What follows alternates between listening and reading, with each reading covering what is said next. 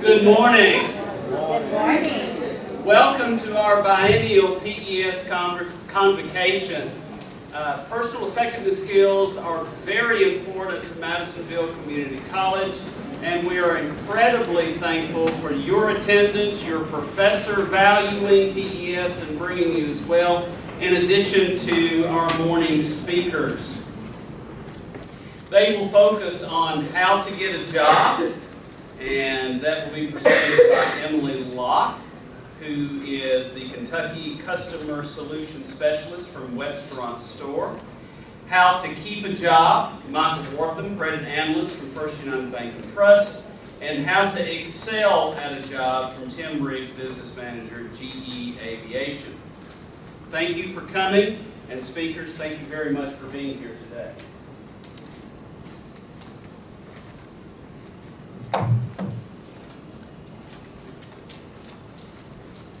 Good morning.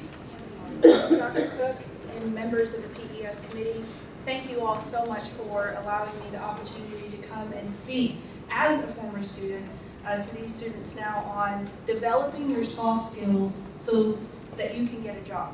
So I'm going to start off with just a brief survey. By the raise of hands, can everyone that will need a job after graduating or are actively looking for a job, if you're doing that, raise your hand. You'll need a job after graduating college, or you are looking for a job now. Anyone going to need a job after graduating? Okay, so I'd say at least 50 to 75% of you guys are going to need a job. And that's what I want to help you guys do is how do you get that job? I've been fortunate enough to be on both sides of the table. I've been the one answering the interview questions, and I've also been the one that asked the interview questions. And as I was reading over the PES guidelines and knowing what it takes to get a job, I've come to one conclusion, and that is that the same qualities, the same skills that help you get the job are the things that employers are looking for that they know will help you be successful in that job and also to retain the job. So I'm going to focus on 3 virtues. These are the things that a book has been written on it, and also that we base our whole company culture on. And the people that embody these 3 virtues are called ideal team players. So the virtues are someone that is humble, someone that is hungry, and someone that is smart. What does that mean? Well, someone that is humble is other focused. They listen to other people's concerns. They're team players. If I'm relating it to the PES guidelines, I'd say that this is someone that excels in the behavior aspect. This is someone that demonstrates honesty, that knows so that when they're in the classroom, they understand that they shouldn't be on their phone because that could be a distraction to other students. If I'm relating it to the workforce, this is someone that owns up to their mistakes and realizes that maybe they don't know everything, but they're willing to learn. Who is someone that is hungry? They're always looking for more to do, more to learn, more responsibility. To them, good isn't good enough. These are the people that Lencioni, the person that wrote the Ideal Team Player, he said they rarely have to be pushed to work harder because they're self-motivated and diligent. What does this look like in a student? This is a student that is proactively searching out the professor and saying, what is it about me in the classroom that I can do better? What can I improve? And people like this, someone that lacks this, is not able to achieve results. And in case you didn't know, employers are looking for results-oriented people. They want results. And if I was relating this is responsibility and commitment to learning. It is your responsibility to learn as much as you can now so that when you go out into the workforce, you can be an effective employee. You can be efficient because you know exactly, you've already learned what you need to do. So be hungry. What is a smart person? I'm not talking about intelligence. I'm talking about people smart. It's harder to explain to you guys what smart is, but it's easier to tell you what it's not. We've all been in that conversation with a person that is socially awkward. Those are usually the people that lack people smart. This is something that you can learn, and as you get older, it's something that you'll develop more of. Lencioni said it best, it's good common sense about people. They ask good questions. They listen to what others are saying. If I'm relating it to the PES guidelines, it's communication.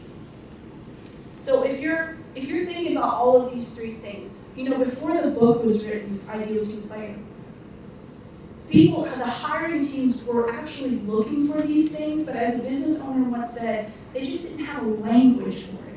They didn't really have the words to say, well, these are the three things that I'm looking for. I'm looking for people that are hungry, humble, and smart. But if you can focus on developing these three virtues, then you can become an ideal team player that is hireable. So as a challenge, I've got 1 minute left. As a challenge, I'm going to challenge you all to work on becoming hungry, to work on becoming humble. What does that look like for you as students in your classroom? Go to your professors and say, and learn the names of the people that are on the PES committee and say, you know what? I don't have a resume. How can I create a good resume? Go to all of the PES functions that they have and learn what it takes to become a good interviewer. So I challenge you all, become hungry, humble, and smart. Become an ideal team player and become hireable so that way you can get that job.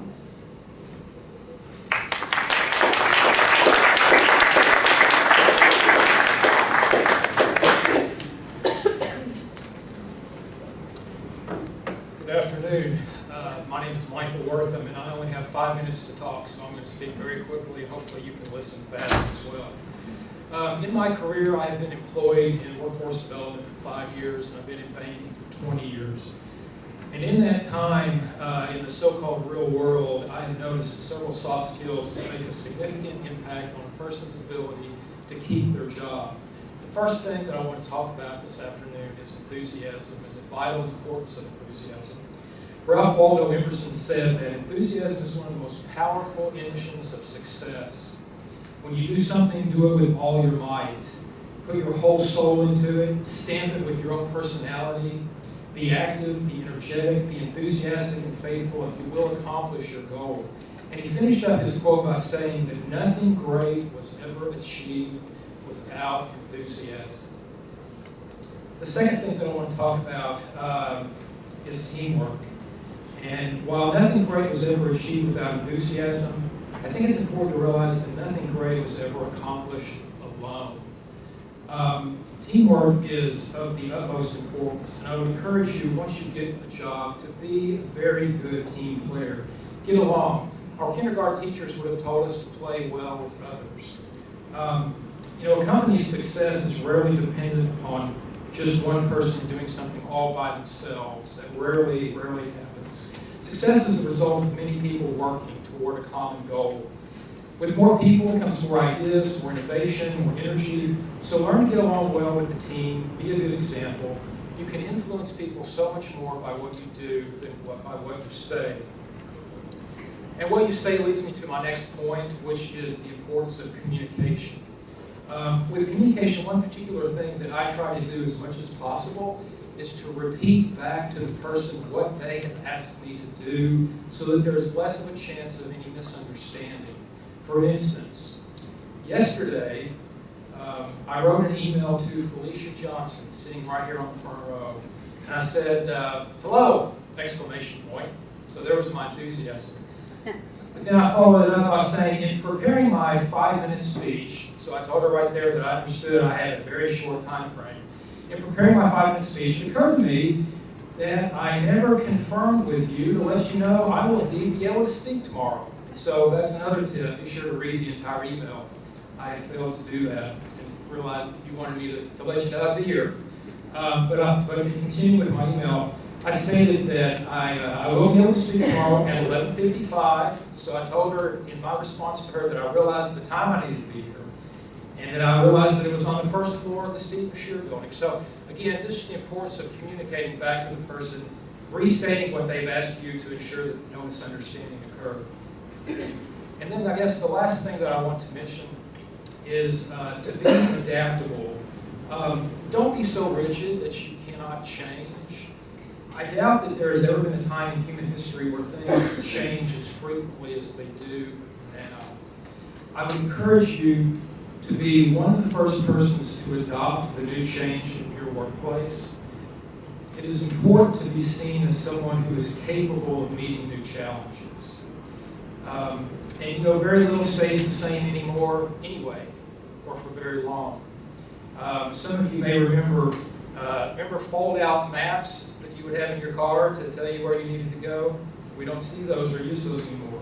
Remember cell phones with actual buttons that you push instead of a touch screen? Remember, some of you, probably not very many in this room, will remember taking film out of your camera to have it developed. Remember landlines, telephone booths, VCRs, dictionaries, encyclopedias, typewriters, music CDs. These were all things that were hugely popular and significant in their time, but now are very hard to find. So again, I would encourage you to be adaptable, to communicate well, not only verbally, but also through email. Work with enthusiasm, that is so very important. And then finally, the importance of teamwork, getting along with your team. And then I guess lastly, remembering the extreme importance of finishing your speech with 20 seconds left to go. Thank you very much.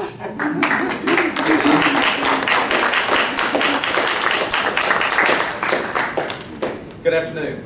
I'm Tim Riggs. I'm a business leader for GE Aviation here in Madisonville. I've been employed there for 34 years, and I appreciate the opportunity to come over and speak to you guys. So what I want to talk about is, and I hate to stand behind podiums. It's okay, So just loud. I got some notes Yeah. there if I need them. All right. But is the things that will help you excel once you get the job. And there's two key things that has helped me and what I expect out of my team to help them be successful. And the first thing is your attitude. You're going to be in a new job. You're having to learn the job. You're having to learn the business. You're having to learn the industry. You're having to learn what the roles and responsibilities are with all your coworkers, just not only what you're doing, but what they're doing, who to go to for help. And at that critical stage, it's important to have a positive attitude, because most people, and this pretty much goes for everyone that I've ever worked with, and I think it's you could say the same, is that you will get more people willing to help you and listen to you if you have that positive attitude. So positive attitude is key. And why I'm focusing on the positive attitude is also, and I'll talk in a second about being a team player. In my 34 years of my career, and I started at the community college, went through the post-secondary machine shop when it was over at behind the old Browning Springs High School, grade school, middle school now. So that's how old I am. But I started out as a production operator, running a machine, and based on the background that I had. So the first job that I took as an advancement into the salary position was to CNC program some of our machines. The guy that had done that as a salaried person had moved on. He went and told our manager that, hey, Tim Riggs has got a great attitude, he's willing to learn, he's done all this on his own, and he would be great for that job. So they came and asked me to do that. So I contribute, my attitude is what helped me to get that first step in as a salary position. Then since then, and I won't go into all of them, so I've got about 3 minutes left probably, is I've taken on seven jobs of a high responsibility, and I'm at the point now as a business leader that unless I was willing to move, that's where I'm at. But every one of those jobs, 7 jobs, I never put in for a single one other than just to get in the door. I never applied for any of them without the manager coming and saying, hey, I've heard so many good things about your attitude, you're a team player, so we want you to put in for this role. So that's just how critical it is to have a positive attitude. Team player. Team player exhibits 3, 4, 5 great characteristics. One of them is reliable, reliability. Not just some of the time, but all the time. You're at work on time, early. You're there to help anyone else that you work with, your coworkers. If they need help, you're willing to just jump in and help them. So reliability is a very important key for a team player. A team player will step up and not just sit back waiting for change. They want to be part of the change. So in manufacturing, you're measured year over year on productivity. So you're constantly having to change your process, whether it's just the way that things are set up or through technology. But the change is constant, especially in manufacturing. So you got to be willing to adapt and learn and be in the front of that. That's how you get recognized as being a great employee. And then one of the other things that a lot of people don't realize, and I see it more so now than I did 34 years ago, is have empathy. So that's just understanding the feelings and emotions of others. When you have empathy, you can sit down, somebody's talking to you, take time, look, have eye contact, listen to their thoughts and their feelings, and you become their friend or coworker as a coworker, and that will help you excel as great as anything. So that's a key. A good listener is always key. That has always been my downfall. I'd rather talk than listen, but you got to remember when you're talking, you're not listening. So if you do that and you don't change, then a lot of people are going to say, well, he's not going to listen to me anyhow. You start getting pushed back. So that's some of the keys. Once you get the job to be successful, those are just a few things that you can do to help make yourself successful.